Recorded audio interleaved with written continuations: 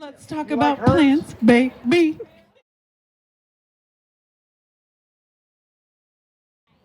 Ready?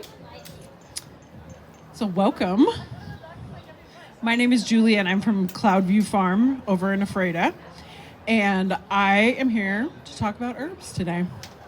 But first, I want to talk about Cloudview Farm just for a second because Cloudview Farm is amazing. We have we grow organic produce, and we offer currently where you can order online, place your order online, and then once a week you come pick up at the farm, or we also have a drop off in Moses Lake.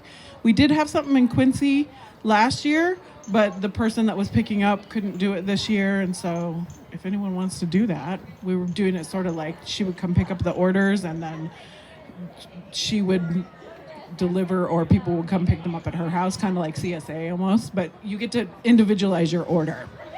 So if you know anyone that's interested in that, we would love to work that out. But that's not what I'm here to talk about today. We also have a lot of, I'm the education and community coordinator. So we do a lot of events on the farm. We do obviously a lot of education things. I work with the children a lot and the families. We just created a pollinator garden. We just set up a whole education garden that's separate from our production garden. So we have this, it's just an amazing little space to play in, and to not have to worry, like, are they messing with our crops? We get to mess with them. So yeah. But what I'm here to talk about today is herbs, which is something that I'm really passionate about. And at first, when you asked me to do it, of course I said yes. But I was like, what am I going to talk about? What should I talk about? And I believe that Pam said, oh, we'll just talk about your experience, like what brought you to it and your journey. And I said, okay. So I've been thinking about that all month long.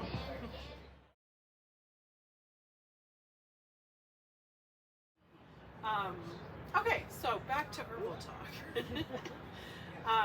So, like I said, I was thinking of when I was wondering, what do you want me to talk about? And Pam said, well, you should just talk about your story, your experience, how you came into herbal stuff. And I thought, I'm an explorative herbalist. So I am by no means any master or teacher or anything like that. I have done herbal exploration for myself, for my own health, for my own well-being.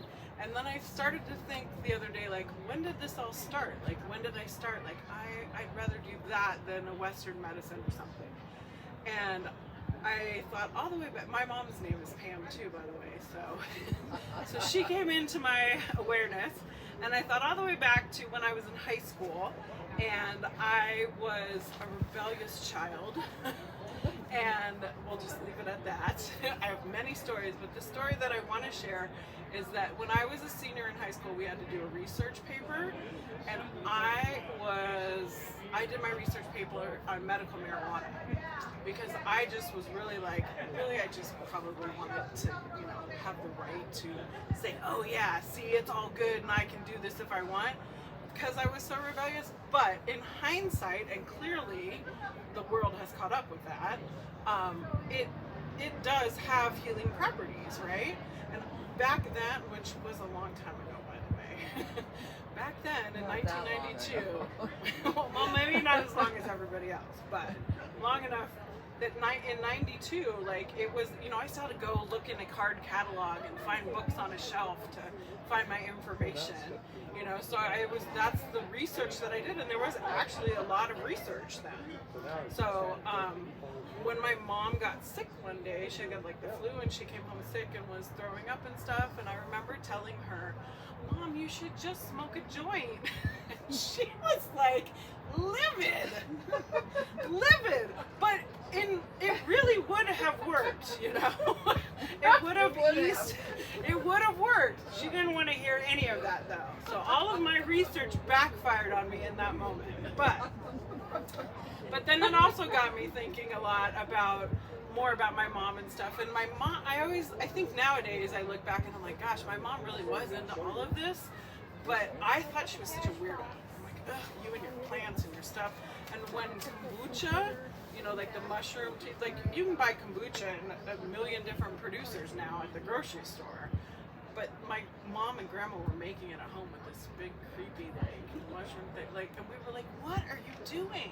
It's disgusting, get it away from us.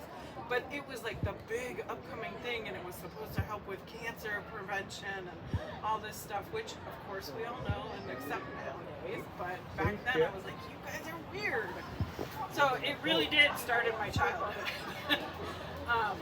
And then when I was in college, I worked at a little grocery store. It was like a natural food store. And when, again, I was a rebellious child, so I did a lot of college partying. But a lot of my hangover cures were natural herbal remedies from the herb section, because those were my friends, and they were like, oh, here, try this, you know? But it was all herbal stuff. And I wasn't as aware as I am now of what, I was just taking what they gave me, you know, and it worked. I don't know what I was taking or what the actual herbs were. But the other thing too is if I would get sick, I remember being like, oh, I need to go get echinacea. Now I know I should be taking that beforehand just to boost my immune system. It's not a, oh, I'm sick already and I should take it. But, and then I always thought back then too that I was taking vitamins. I didn't realize I was eating, or it was coming from plants and and all that. But I was involved in taking it in that way. And then I started, so after college, actually much later in life, but I always was bringing in like bits and pieces, and I learned about, I was really, really stressed out at work. I used to work for Verizon in the corporate world, and I was super stressed out all the time, and somebody suggested I take something called Rescue Remedy by the Bach Flower Remedies.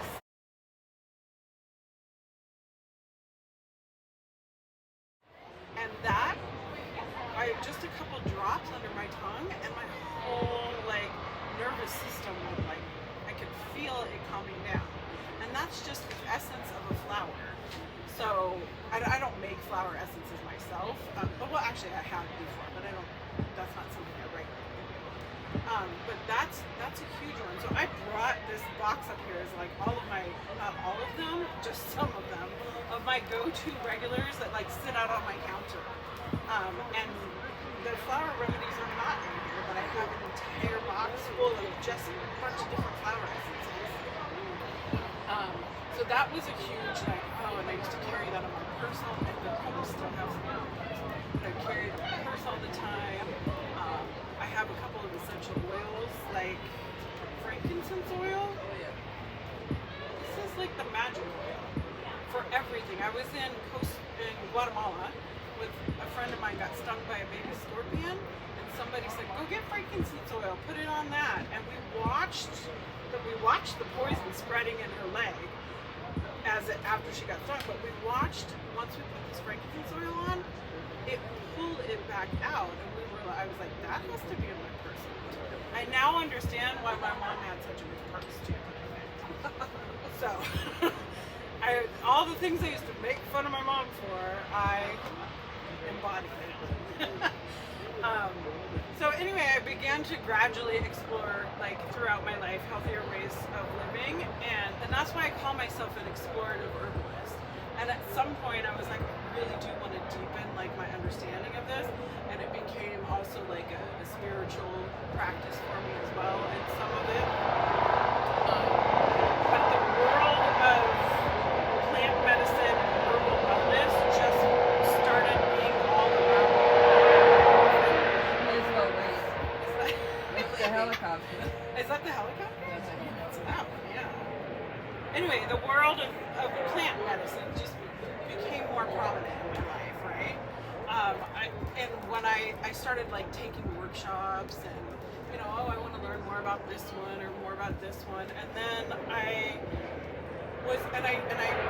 did yoga and all this stuff, and I was at a yoga retreat in Sedona, Arizona, and we were a bunch of us women staying at somebody's house, and I remember this woman was at the stove, like constantly, like, and I was like, the rest of us are drinking wine and doing our thing. I'm like, what are you doing over there? And she's like, I'm like, are you just cooking? And she's like, no, it's my herbal teas and this and that. And I was like, oh. The next day I got sick, and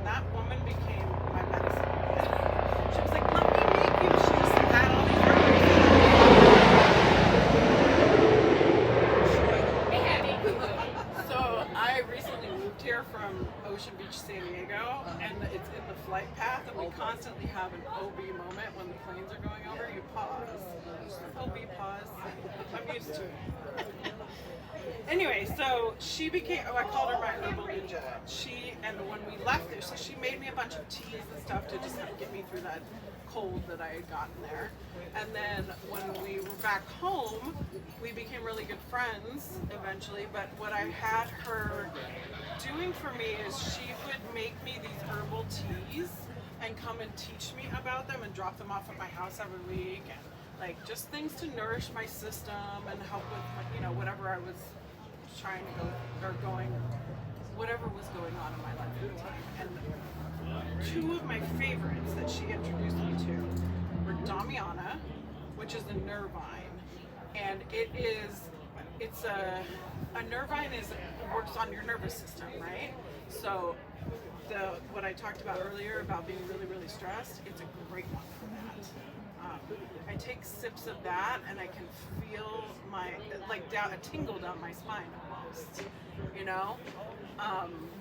and it's relaxing. It's like this, and it is also known as an aphrodisiac, but I personally don't see it as that. And she said to me once, no, it's just a social lubricant because you get relaxed and your nervous system is like, oh, it's okay, it's safe, be chill, So she calls it the social lubricant.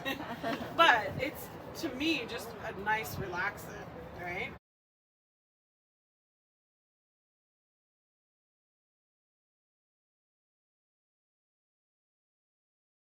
And then the other one is nettles. It too is a nervine, but it is so nourishing for your entire system. So I drink nettles all the time.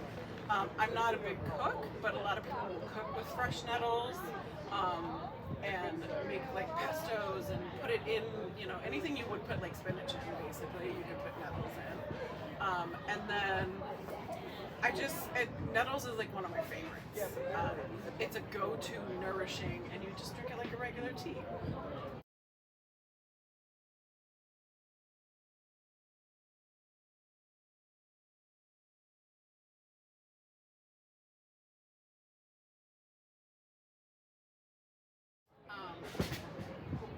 So those are two of my favorites that I got from her.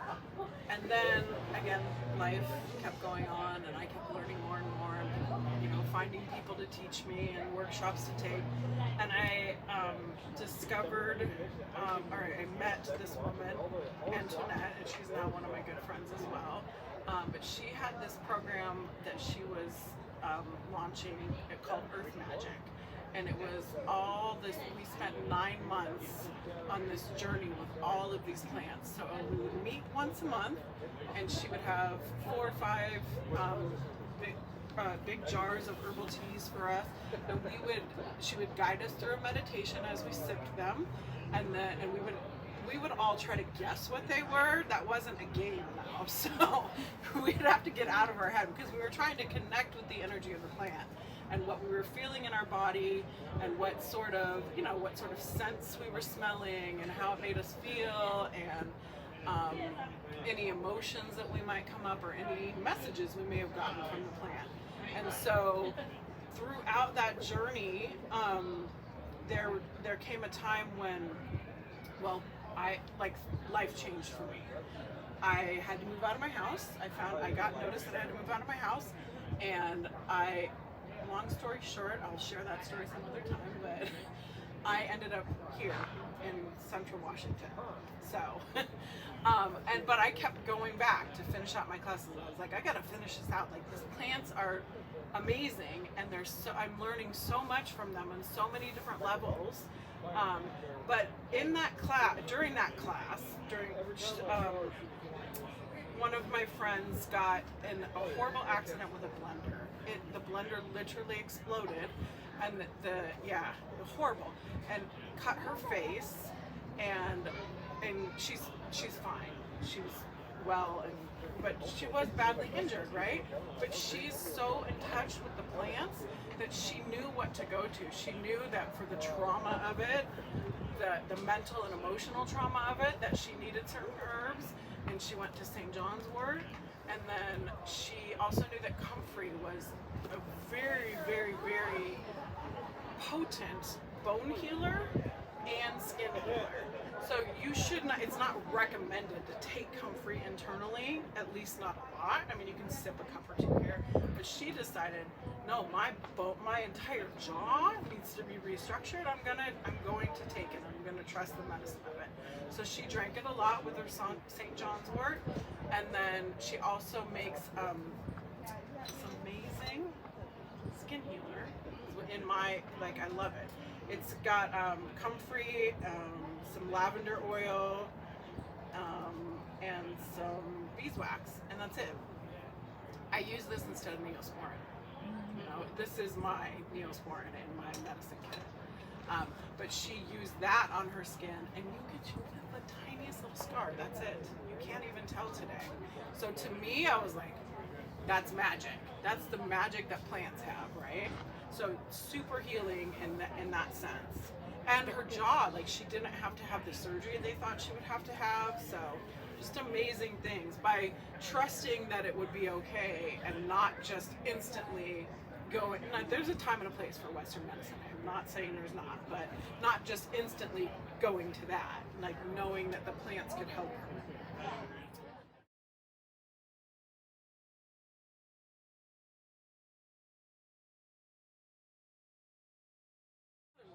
Oh, when I moved here, not long, this last summer we had the I know wildfires are common here, but this last summer was really big, and I was like, wow, I don't even know an escape route. Like, we were so covered in smoke.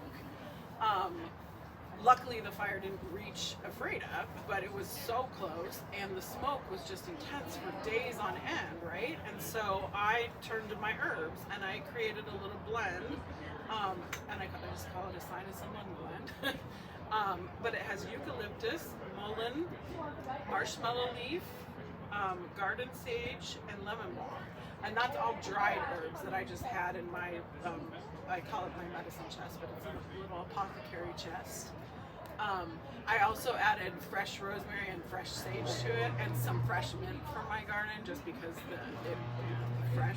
And I just would boil it on the stove and put my head in a towel over it.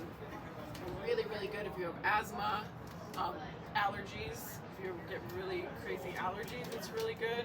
And you can also sometimes I just put it in like a little crock pot and let that, without the lid on, and let that sort of be like diffused. Could you put that in a diffuser? That I want to say yes, but I feel like it needs to be heated up to really get the aromatics. Oh, okay. So yeah, Okay. that's why I use the crock pot. Okay. Because it sort of does the same thing. Yeah. I just don't feel like it would get the heat it needed. No, I understand. Yeah. So this is one of my favorite, especially because like right now everything's in bloom, and then you go mow the lawn on a farm and it's 10 minutes everywhere. from now, we've Yeah. got the fires. Right, exactly. So this is like one of my go-tos for around here. And then my friend came over the other day. She had just done something to her lawn, like all overturned it and everything, and she came in just like she couldn't stop sneezing. She's like, I know you have to have something, and I was like, come here. And we put this on the stove, and she just hovered over it for a few minutes, and 10 minutes later she was fine. Her eyes were done watering. She was like, oh my gosh, I can breathe again. So it's really like, and it's just some herbs. Most of these, you know. Can I buy one of those from you here? Yeah, we've got a bunch of Yeah, I table thought over you there. had some. I want to get Yeah. some before you leave. Yeah, absolutely.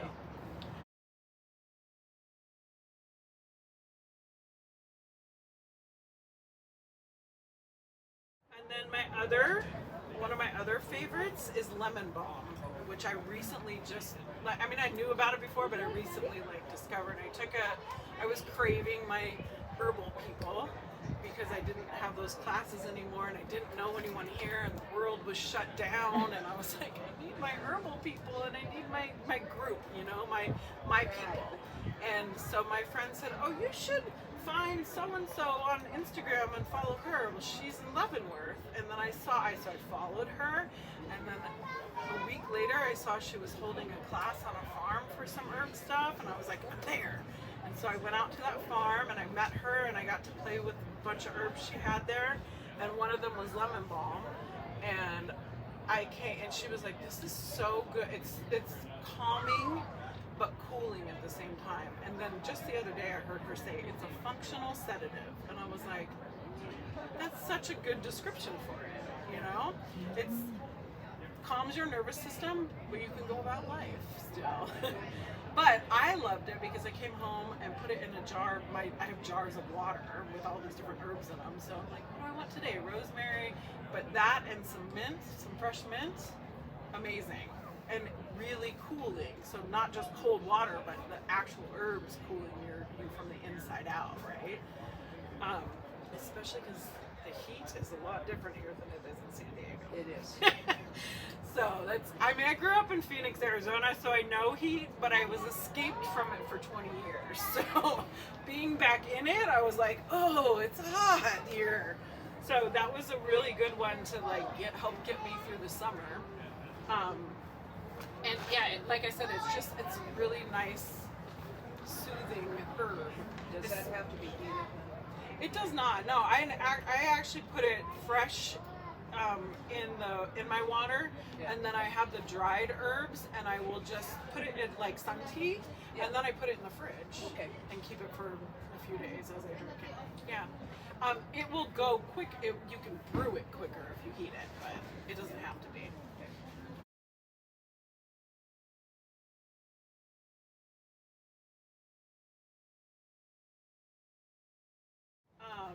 So yeah, those are my main herbs, and then I have this whole bottle. We have a bunch of these that we carry over at the Cloudview kitchen.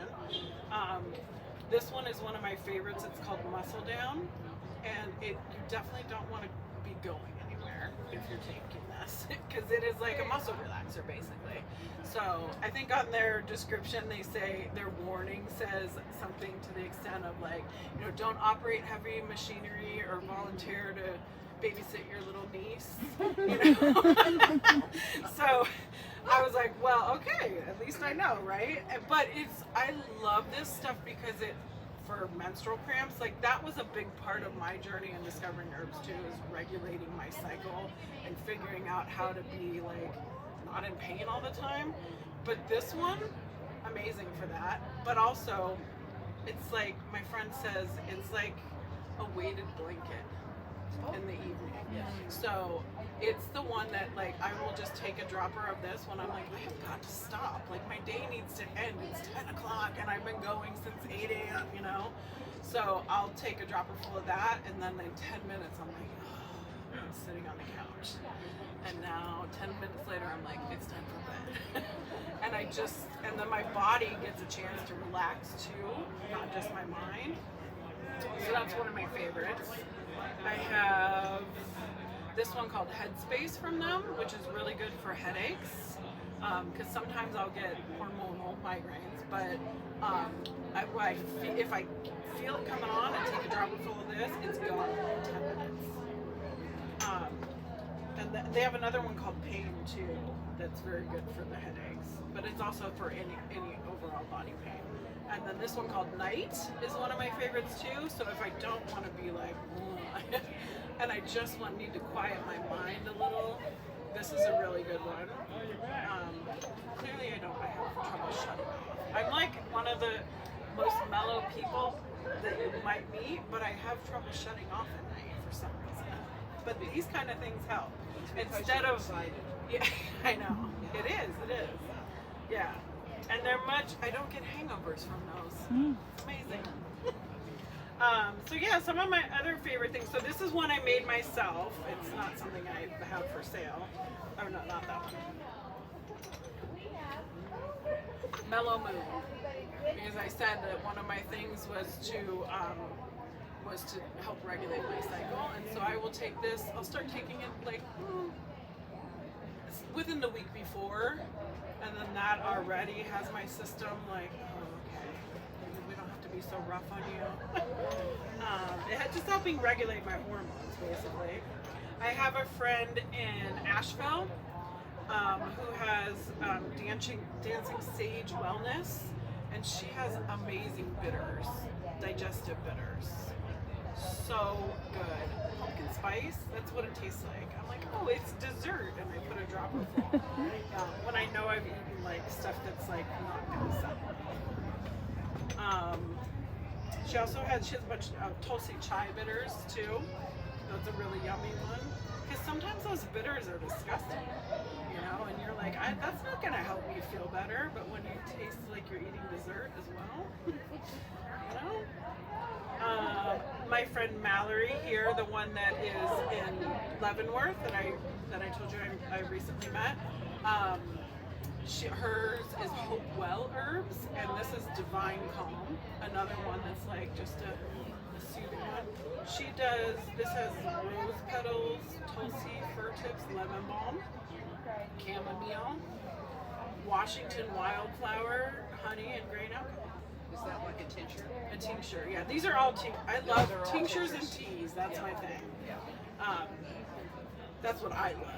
I either want to like sip it or I want to like, come on, let's get the job done. And so on that note, another one, and this is one I made, but I just reused a bottle, fire cider. Have you guys heard of fire cider? So you take apple cider vinegar and then you put a whole bunch of different things in it, but like, because you can vary it, but you put like onions and garlic and turmeric and ginger and you can spice it up with jalapenos and stuff like that. But horseradish, stuff like all these things have such benefit for our body. So this is a really good, when you start to feel sick, you take a sip of this. I do shots. This is my way of drinking lately. I'm like, I'm just gonna pretend. But it's potent. It's potent stuff, you know, because it's like a spicy hot vinegar. But all of the ingredients, and I do workshops where we make this, so you then can take it home and make it. And I did that, and one of the women who recently made it, I went over to her house, and she had these jars, I thought they were gallon jars from the picture. No, they were like vats that she had made. She's like, I love that stuff, and I give it to all my friends.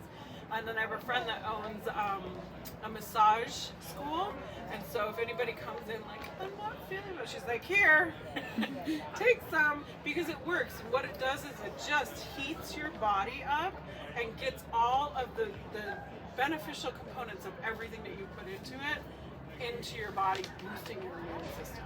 You almost instantly feel better if you can handle the spice. But you can water it down too, which is why I sometimes have it in a glass. Because I'm like, I need a little bit of water with that. But the other thing that you can do with it is cook with it. So you can make like salad dressings with it, or so you can dilute it in other ways, or anything you would cook with vinegar, you could use it for. What else? This is one of my favorites. It's an immune mushroom spray. So the mushroom medicines are like big right now, the reishi mushrooms and the mycelium and all of that. But this one has a whole blend of them, and it's peppermint, so I also use it as a like breath freshener, and this one stays in my purse too. So I'm always like, breath freshener. And I'm getting an immune boost. Oregano oil. So you can get like just the oil, but I love to take the capsule. This is like if you went to the doctor and they gave you an antibiotic, I do this instead. Because this is I got sick and now I need something. Yeah. Echinacea is preventative. This is like, I waited too long. It's really about learning to listen to your body too, because our body tells us, and we just ignore, and then it's like, I'm done telling you, you're down. So yeah, that's been a huge part of the journey as well. I made a lemon balm tincture for myself too, because sometimes I don't want to just sip it, I want it to be quicker. Same thing with the Damiana. Sometimes I don't want to just sip it. I'm not familiar with Damiana. So Damiana is it's a flower where you can use the flower and the leaf, and it's the one I was talking about earlier that sometimes it's it's considered an aphrodisiac, but it's yeah. But really, it's for me. It's I use it the nervine and the calming, and it's just a deep breath of air that trickles down my spine, and then I'm like, oh yeah, life is good. So those are some of my favorites, basically. And I have a whole counter and a big armoire full of herbs and stuff. So whenever I'm like, what do I feel like I'm in the mood for? I have to get in this creative mode, and then I'm like, let's make something, you know. But I've always done it for me first.